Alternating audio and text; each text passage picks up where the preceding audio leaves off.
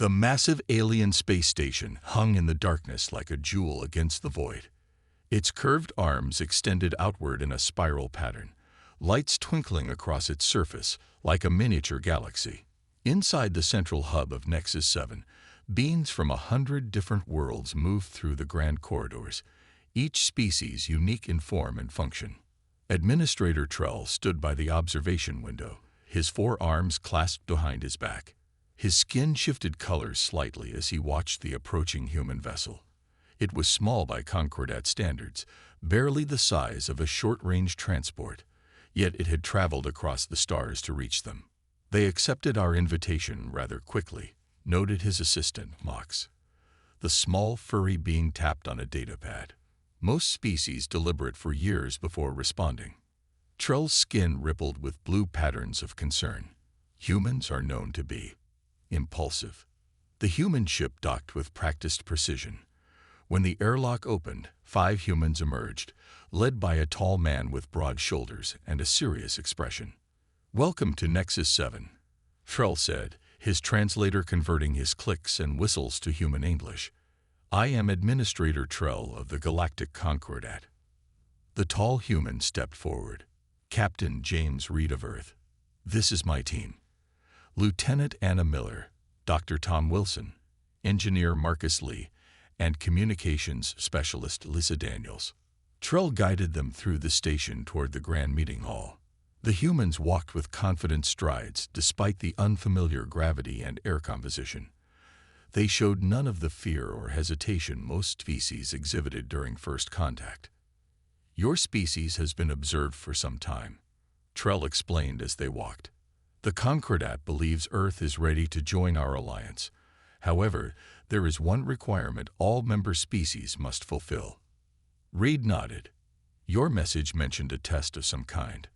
They entered the meeting hall where representatives from 12 dominant species waited. The humans showed no discomfort at the variety of alien forms, from the crystalline packs to the gaseous form contained in their special suits. High Commander Orcs, a towering insectoid, stepped forward. "The Century Challenge is our way of measuring a species' readiness. It tests intelligence, adaptability, and survival skills." "What does this challenge involve?" asked Miller, her eyes scanning the room with a soldier's awareness. A holographic display activated in the center of the room, showing a massive artificial planet with distinct environmental zones. "The challenge planet contains 12 biomes of increasing difficulty," explained Orcs. "Each tests different aspects of survival and problem-solving. Teams must navigate all 12 zones to reach the finish point, and this typically takes a century." Wilson asked, studying the hologram with scientific interest. "The fastest completion was 76 years by the Vorathi," said Trell. "Most species establish permanent settlements in each zone, with generations of their kind working to solve each challenge." The humans exchanged glances. "When can we begin?" Reed asked. Trell's skin rippled with surprise. "There is no rush. Your species can prepare for years if—" "We're ready now," Reed interrupted. "My team was selected specifically for this mission." Murmurs spread through the alien delegation. Trell clicked in confusion. "You misunderstand, Captain. This is not a quick test. It is a multi-generational challenge." Reed smiled. "We understand perfectly. We'd like to attempt it immediately." "Impossible," said Commander Orcs. "No species can." "Let them try," interrupted an elderly Pax, her crystal form glinting in the light. "It will be educational." Trell's skin flashed with patterns of amusement and concern. "Very well. You may begin tomorrow after proper." "Now," said Reed firmly. "We'd like to start now." The aliens stared in disbelief. "As you wish," Trell finally replied. "But I must warn you, no species has ever completed even the first zone in less than 8 months." Reed nodded to his team. "Then we have work to do." As the humans prepared their equipment, the aliens began placing bets on how quickly the humans would give up. None of them bet on less than a year. None of them understood what they were about to witness. The transport pod descended toward the artificial planet, carrying the 5 humans and Administrator Trell. Through the viewing window, Captain Reed studied the landscape below. The challenge planet was massive, with distinct colored zones forming a spiral pattern from the outer edges to the center. The first zone is the Arctic biome, Trell explained, pointing to the white expanse near the landing site. Most species establish a base camp and spend years adapting to the cold before attempting to cross it. Miller checked her pack one final time. What's the objective in each zone? Reach the boundary marker and solve the gateway puzzle, said Trell. Each zone presents unique challenges. The difficulty increases as you progress inward. The pod touched down on a flat expanse of ice. When the door opened, frigid air rushed in. The temperature was well below freezing, with howling winds that cut to the bone. Standard survival gear only. Trell reminded them as the humans pulled on their cold weather clothing. No advanced technology beyond what was approved. Reed nodded. They had basic tools, limited rations, and their knowledge. Nothing more. The monitoring drones will track your progress, Trell added, pointing to small floating orbs that hovered nearby. For rescue purposes, should you need assistance. We won't, said Reed confidently. Trell's skin rippled with amusement. The emergency beacon will work at any time. There is no shame in activating it. Many noble species have required rescue from this very spot. The humans stepped out onto the ice. The wind immediately assaulted them, but they formed a tight group, conserving heat. Good luck, said Trell before the pod door closed. I will check on your progress in a few days. As the pod lifted off, Miller pulled out a compass. It's showing the magnetic north is that way, she said, pointing. Dr. Wilson knelt and examined the ice beneath them. This isn't natural ice formation. There's a pattern to it. Lee was already assembling pieces of equipment from his pack. If we build a simple wind block here, we can establish a base and... No base, Reed interrupted. We're moving immediately. Back on Nexus 7, aliens gathered around the monitoring screens with drinks and snacks, prepared for what they assumed would be a lengthy observation. Most new species spent days just setting up their first shelter. They're moving already, noted a surprised observer as the humans formed a line and began trudging through the snow. Instead of building a permanent shelter, the humans constructed a portable windbreak that they carried with them. They moved in formation, taking turns breaking trail through the deep snow. When night fell, artificially induced by the planet's systems, the aliens expected the humans to stop. Instead, Wilson pulled out light-generating chemicals, and they continued through the darkness. Fascinating, said Commander Orcs, who had joined the observers. Their endurance is remarkable. By morning, the humans had covered more distance than most species managed in a week. They encountered their first challenge when a pack of white-furred predators surrounded them. Now they'll retreat, predicted one alien observer. Instead, the humans formed a circle, backs together. Reed and Miller used fire sticks to keep the creatures at bay, while Lee quickly assembled a noise-making device that emitted a high-pitched sound, driving the predators away.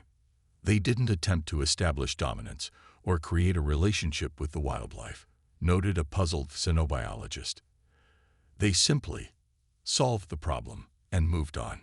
By the end of the first 12 hours, the humans reached a massive ice wall, the boundary of the first zone. Most species took months to reach this point. Impossible, whispered Trell as he watched the screens. The gateway puzzle was carved into the ice, a complex pattern that required understanding the mathematical relationships within the Arctic ecosystem. Wilson studied it briefly, conferred with Daniels, and within an hour they had solved it. The ice wall parted, revealing the entrance to the second zone. The observation room fell silent as the humans passed through. Alert me when they make camp, Trell told an assistant before leaving the room. What if they don't? The assistant asked. Trell had no answer. The desert zone stretched before the human team, endless sand dunes under 3 blazing suns. The temperature difference from the Arctic was shocking, from freezing cold to scorching heat in an instant. Sweat immediately began to bead on their foreheads. Quick, change into the desert gear, Reed ordered as they shed their heavy Arctic clothing. Back on Nexus 7, the observation room had grown crowded. Word had spread about the unusual progress of the humans. Aliens of all species gathered around the monitors, watching with growing fascination. They completed the Arctic zone in 6 hours. Trell announced to the latest arrivals, no species has ever completed it in less than 8 months. A fluke, said a skeptical Vorethi scientist named Kalb. The desert will stop them. It always does. Without proper hydration strategies developed over years, they will collapse within hours. On the screen, Miller was demonstrating something to the team.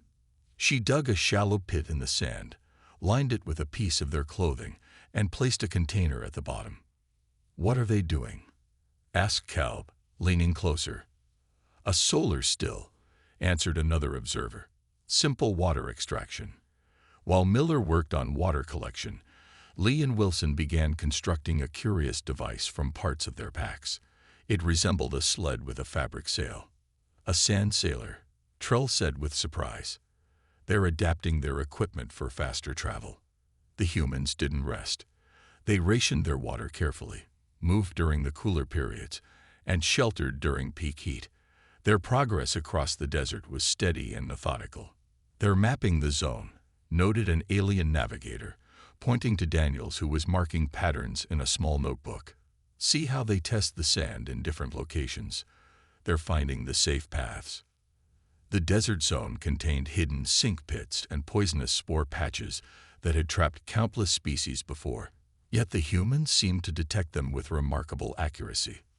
"How are they finding the hazards so quickly?" Kalb demanded. An alien biologist pointed to Dr. Wilson. "Watch him. He's testing the air currents and observing the sparse vegetation patterns.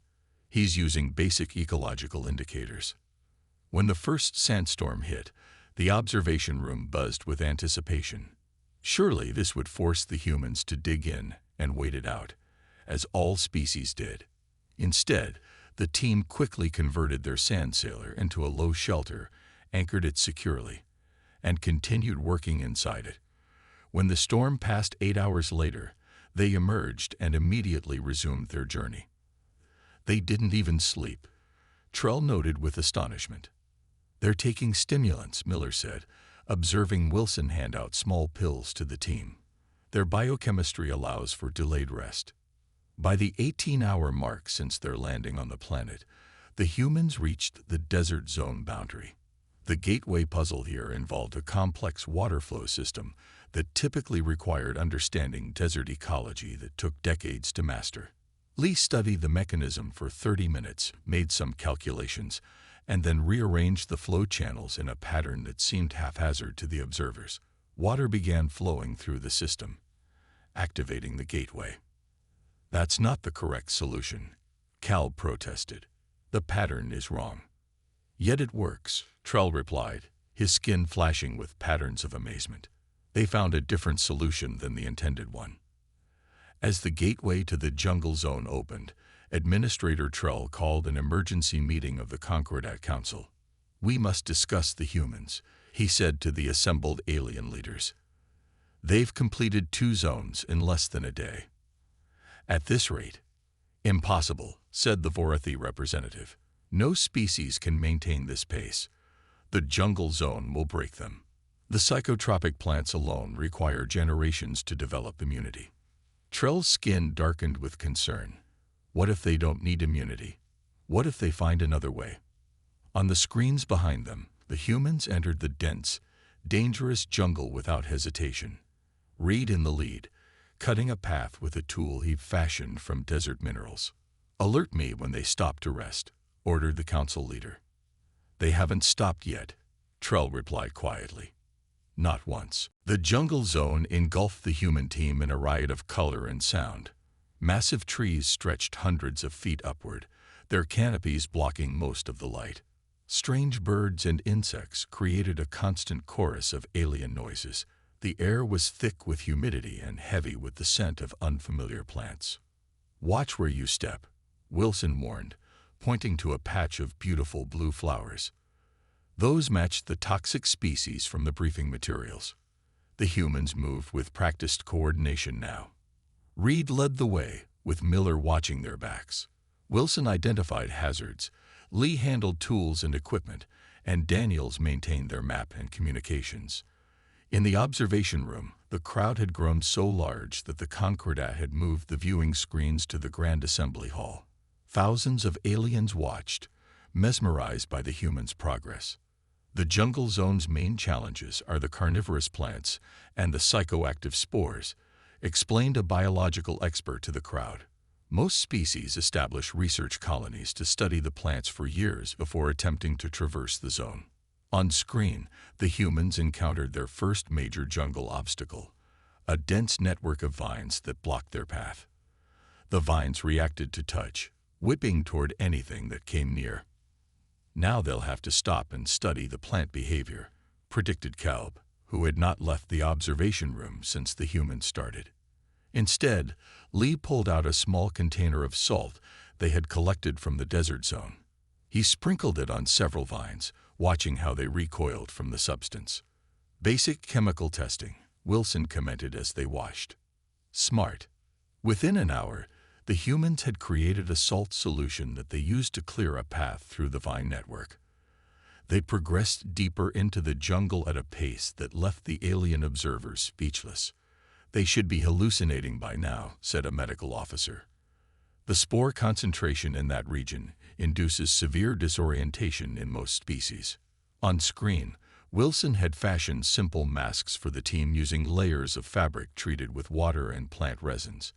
The masks weren't perfect, but they filtered enough of the spores to keep the humans functional. They're not trying to become immune or adapt, realized Trell. They're changing their environment to suit their needs. The jungle zone's central challenge was a massive acidic swamp that had to be crossed. The conventional solution required building a research station and spending years developing acid-resistant materials. The humans reached the swamp at hour 22 since landing on the planet. They surveyed the bubbling landscape for less than 30 minutes before Lee began constructing something from jungle materials. What are they building? Asked an engineer in the observation room.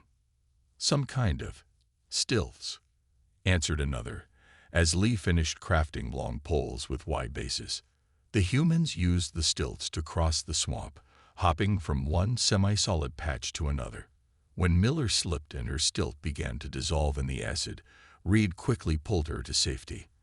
They lost the equipment attached to her pack, but the team continued without hesitation.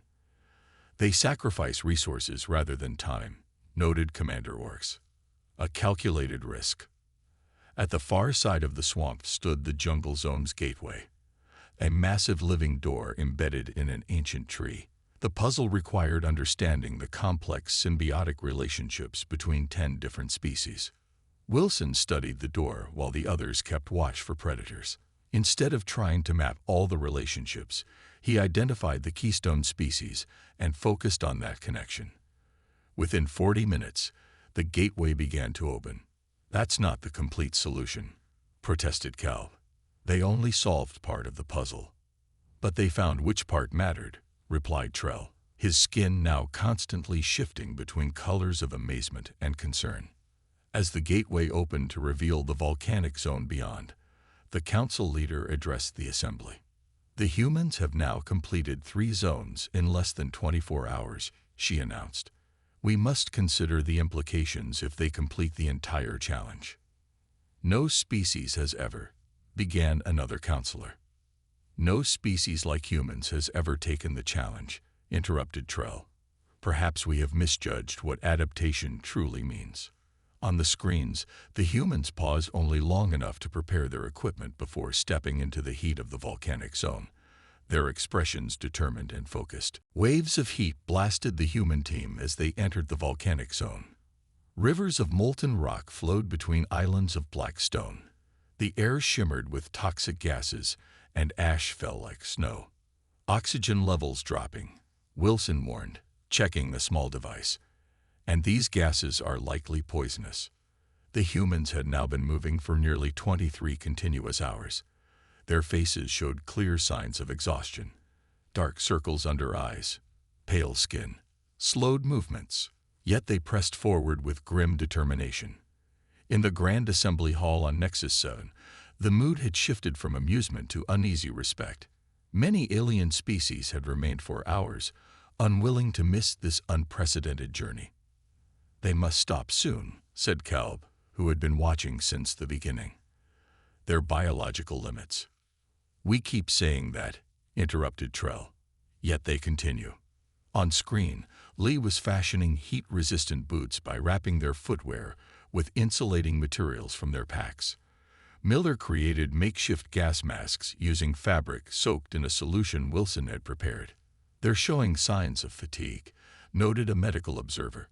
"Look at their movement patterns, less efficient, more wasteful energy expenditure." The team reached a wide lava river with no visible crossing. Previous species had spent decades developing heat-resistant materials or finding ways to cool the lava temporarily. Reed surveyed the obstacle, then pointed to a narrow section where large rocks protruded from the molten flow. "We go there," he said, his voice hoarse from the toxic air. "Those stones will sink if waited too long," Wilson observed, calculating. "We'd have less than 15 seconds per stone." "Then we move fast," Reed replied simply. The aliens watched in disbelief as the humans prepared for this dangerous crossing. They lightened their packs, keeping only essentials. Reed would go first, testing each stone. "This is madness," whispered a counselor. "We should intervene." "The rules forbid it," replied the council leader, "unless they activate the emergency beacon." Reed leaped to the first stone. It sank slightly but held. He jumped to the second, then the third. The stones began sinking faster as the lava weakened their bases. By the time Miller crossed, the last in line, each stone was submerging seconds after she leaped from it. They made it across, but the effort left them gasping for the thin, toxic air. "We should rest," suggested Daniels, her legs trembling with exhaustion. "No time," Reed insisted. "The psychic wasteland is next. We need clear minds for that." The volcanic zone's gateway puzzle involved redirecting lava flows through a complex pattern. Previous species had built elaborate mechanisms and cooling systems. Lee studied it briefly, then directed the team to push several key rocks into the lava, creating a natural dam that changed the flow pattern. The gateway activated. But as they prepared to enter the next zone, disaster struck. Miller stumbled on the uneven ground, falling hard against a sharp volcanic rock. She cried out in pain as her leg was sliced open. "Miller's hurt," Wilson called, rushing to her side. Blood soaked through her pant leg as Wilson examined the wound. "Deep cut. She needs medical attention." The observation hall fell silent. Surely now the humans would activate the emergency beacon. Reed knelt beside Miller. "Can you continue?" She gritted her teeth. "Not on my own power." Without hesitation, Reed turned to Lee. "Build a stretcher. We carry her." The aliens watched in astonishment as the humans treated Miller's wound using basic medical supplies, then constructed a stretcher from their remaining equipment. Reed and Lee would take turns carrying her, while Wilson and Daniels scouted ahead. "They're continuing," Cal asked in disbelief, with an injured team member. Trell's skin had settled into a deep blue of profound respect. They refused to leave anyone behind, even at the cost of their mission. As the humans entered the psychic wasteland, the zone that attacked the mind directly, they moved slower but with unwavering purpose. The Grand Assembly Hall was completely silent, every alien witness understanding they were observing something extraordinary. 24 hours, announced the council leader, checking the time. "They have been on the challenge planet for exactly 1 Earth day." On screen, the exhausted humans, carrying their wounded teammate, stepped into the swirling mists of the most mentally challenging zone any species had ever faced. The psychic wasteland enveloped the humans in shifting fog that changed colors with hypnotic patterns. The ground beneath their feet felt both solid and insubstantial at the same time. Strange whispers echoed around them, speaking words that seemed almost understandable, but slipped away from comprehension. "It's attacking our minds," Wilson said, his voice strained. "Everyone, focus on something concrete. Math problems, memories, anything." The humans had now been awake for over 30 hours straight. They carried Miller on the makeshift stretcher, rotating positions when one became too tired. Their movements were sluggish, their eyes red-rimmed with exhaustion. In the Grand Assembly Hall on Nexus 7, medical experts monitored the humans' vital signs with growing concern. "Their brainwave patterns are chaotic," reported the chief medical officer. "The psychic field is affecting them severely." The wasteland was designed to induce hallucinations, confusion, and eventually complete mental breakdown. Most species spent decades building mental shields and training their minds to resist the effects. "Look," Daniels pointed ahead. "Family. I see my family." She started walking toward something only she could see. Lee grabbed her arm. "Not real," he said firmly. "Stay with us." Reed stumbled, nearly dropping his end of Miller's stretcher. "The voices, they're getting louder." "Count backwards from 1,000, Miller instructed from the stretcher. Despite her injury, her military training helped her maintain mental discipline. "By sevens, all of you, out loud. 1,993, 986. They began chanting together, using the mathematical task to anchor their minds. The aliens watched in fascination as the humans fought the psychic assault with this simple technique. "Remarkable," said a neural specialist. "They're creating a shared mental focus to block the external influence." The wasteland shifted around them, trying to break their concentration with ever more convincing illusions. Loved ones appeared, calling for help. The ground seemed to crumble beneath them. Monsters lurked at the edge of vision. Yet the humans pressed forward, their counting giving way to songs as they exhausted the numbers.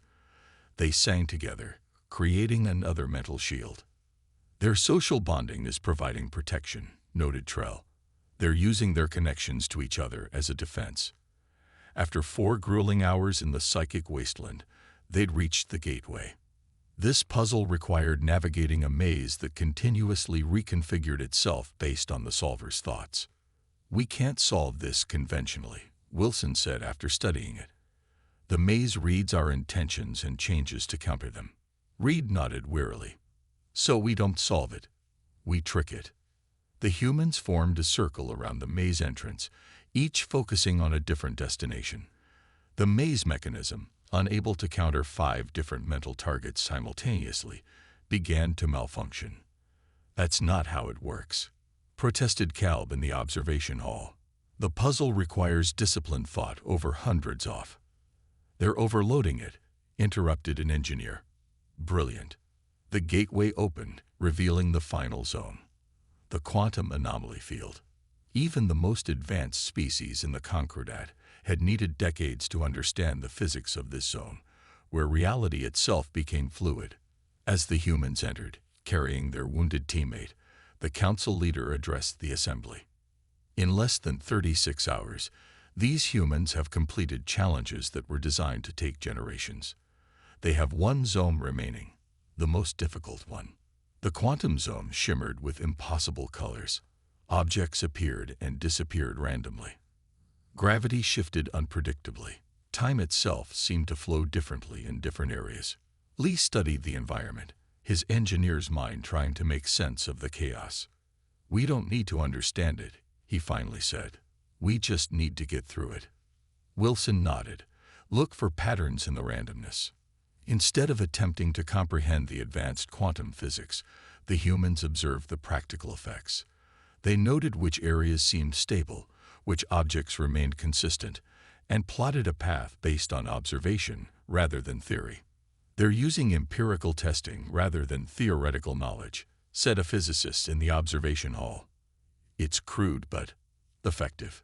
The humans tied themselves together with rope to prevent separation in the chaotic environment. With Miller giving directions from the stretcher and the others executing her orders, they began navigating the quantum maze. The final gateway loomed ahead, a puzzle based on 11-dimensional mathematics that had challenged even the most intelligent species for years. As the exhausted humans approached it, the entire Concordat held its breath. The final gateway stood before them, a structure that seemed to exist in multiple dimensions at once. Parts of it were visible, while others flickered in and out of reality. Ancient symbols covered its surface, representing mathematical concepts beyond current human understanding. The team stood before it, swaying with exhaustion. They had been awake for nearly 40 hours. Their bodies were battered, their minds strained to breaking point. Miller's wound had stopped bleeding, but her face was pale from blood loss. "This is it," Reed said, his voice hoarse. "The final challenge." In the Grand Assembly Hall on Nexus 7, thousands of aliens watched in complete silence. The council members had abandoned their formal seating to stand closer to the screens. "They cannot possibly solve the dimensional mathematics," Kalb whispered. "Even our most brilliant minds needed years." On screen, Lee examined the gateway while Wilson studied the symbols. Daniels traced patterns in her notebook, trying to find connections. "It's a lock system," Lee said finally. "These aren't just symbols. They're mechanical components disguised as mathematical concepts." "Can we open it without solving the equations?" Reed asked. Lee nodded slowly. "I think so. It's like a puzzle box. If we can find the right sequence." The humans approached the task not as theoretical physicists, but as practical problem solvers. They tested different combinations, observed the results, and adjusted their approach. Where other species had sought perfect understanding, the humans sought functional solutions. "Look at that." Wilson pointed to a symbol that glowed slightly when touched in sequence with two others. "There's a pattern here." Working together, the humans identified a sequence of 37 movements that caused the gateway components to shift. It wasn't the intended solution that required comprehension of 11-dimensional space. It was a mechanical bypass discovered through experimentation. "Unbelievable," murmured a council physicist. "They're picking the lock instead of solving the equation." With a final sequence of movements, the gateway shuddered and began to open. Light poured through the widening gap, revealing a simple platform beyond. The finish point of the century challenge. Reed helped Miller to her feet. Supporting her weight, the 5 humans stepped through together, crossing the threshold as one team. A deep tone resonated throughout the challenge planet. The timer stopped. 24 hours and 17 minutes, announced the automated system. Challenge completed. The Grand Assembly Hall erupted into chaos. Aliens shouted, whistled, clicked, and hummed in a cacophony of astonishment and disbelief. The council leader raised all 4 arms for silence. "Transport the humans back immediately," she ordered. "Prepare medical attention." When the extraction pod delivered the humans to Nexus 7, they could barely stand. Medical teams rushed forward, but Reed waved them off until Miller was taken care of first. "Is it true?" Reed asked Trell as Miller was placed on a medical platform. "Did we complete it?" Trell's skin displayed patterns never before seen by humans, a complex mixture of respect, awe, and subtle fear. "You completed the century challenge in 24 hours and 17 minutes, he confirmed. The previous record was 76 years. The humans were given medical treatment and allowed to rest. When they awoke 12 hours later, the entire Concordat leadership awaited them in the Grand Assembly Hall. The council leader spoke first. "In the history of the galactic Concordat, no species has demonstrated such adaptability. We invited you expecting generations of humans to undertake this challenge. Instead, 5 of you completed it in a single day." Reed stepped forward, still looking tired but standing tall. "Earth has shaped us to survive. Our planet contains almost every environment in your challenge. Our history is filled with adaptation to changing circumstances. But how did you overcome the mental challenges?" asked a neural specialist. "The psychic wasteland alone has broken minds far more advanced than yours." Miller smiled. "Humans are stubborn. We don't like being told what's impossible." "And the quantum mathematics," pressed Kalb. How did you understand concepts your science hasn't even discovered yet? Lee shrugged. We didn't. We just found a way through without understanding why it worked. Humans have been doing that throughout our history. The council leader approached Reed. Captain, humanity has earned its place in the Concordat, not just as members, but as teachers. Your approach to problem-solving is unique in the galaxy. Reed looked at his team, exhausted but proud. We're honored to join you, but there's something you should know about humans. What is that? Asked Trell. What 5 of us did here. Any humans would have done the same. We're all built to adapt, to survive, to find ways through impossible situations. It's who we are. As the formal ceremony began to welcome Earth into the Galactic Concordat, the alien representatives watched the humans with new eyes. They had expected to find a young species in need of guidance. Instead, they found potential allies against challenges they hadn't even imagined yet. And somewhere beyond the known galaxy, threats were stirring that would test even the Concordat's oldest civilizations, threats that would require the unique human gift for doing the impossible.